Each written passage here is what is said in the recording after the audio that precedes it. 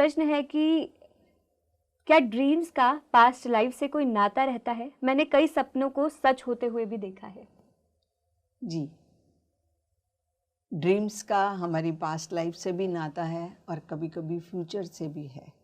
तो नाता होता ही है, वही हमारे सबकॉन्शियस माइंड में होता है। जब हम रात को गहरी निद्रा में होते हैं तो हमारे पास बहुत से ड्रीम्स आते हैं।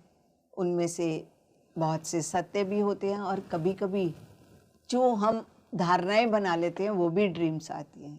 तो ड्रीम्स सत्य हो सकती हैं, वो दोनों ही चीज़ें हैं, पास्ट की भी हो सकती हैं और फ्यूचर की भी हो सकती हैं। जी मैम, ड्रीम्स में जैसे कभी कभी जो लोग हमें दिखते हैं तो वो भी क्या पास्ट से जुड़े होते हैं? क्योंकि कई बार हमें नहीं पता होता है कि वो लोग कौन हैं, तो ऐसा हो सकता है कि वो पास्ट से जुड़े लोग हैं हमारे। ड्रीम्स में हमें जो कुछ भी दिखाई दे रहा है कहीं ना कहीं कुछ रिलेशन तो है, चाहे वो पास्ट से है, चाहे वो अभी आप कह लो कि आपके प्रेजेंट के भी हो सकते हैं। आज जो हमने सुबह 10 लोगों को देखा और फिर हमारे अंदर उनकी पिक्चर बैठ गई, तो कहीं कहीं कभी कभी वो भी ड्रीम्स के रूप में आ जाते हैं।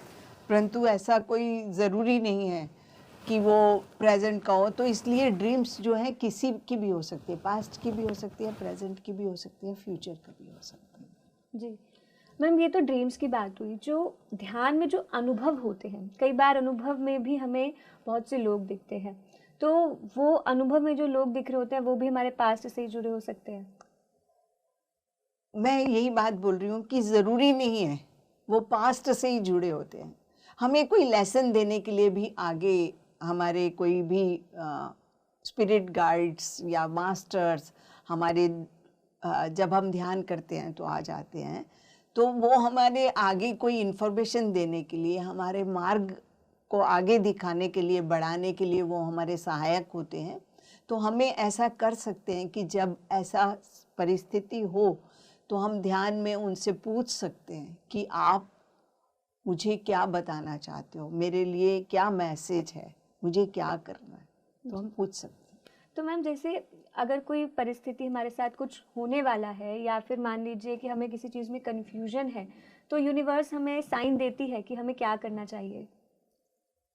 साइन देती है, बट अगर हम उस साइन को पहचानने के लिए तैयार हैं तो हम उस साइन को उस तरीके से समझ सकते हैं।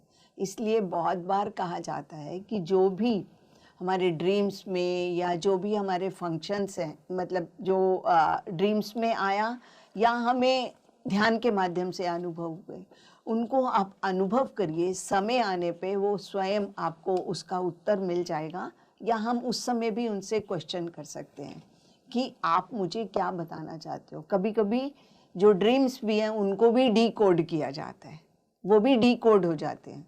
कि कभी कोई किसी के पास फियर होता है, उस तरीके का ड्रीम होता है, या पास्ट से रिलेटेड होता है, पास्ट में उसके साथ उस परिस्थिति में कुछ हादसा हुआ होता है जिसके प्रिंट हमारे सबकॉन्शियस माइंड में रह जाते हैं।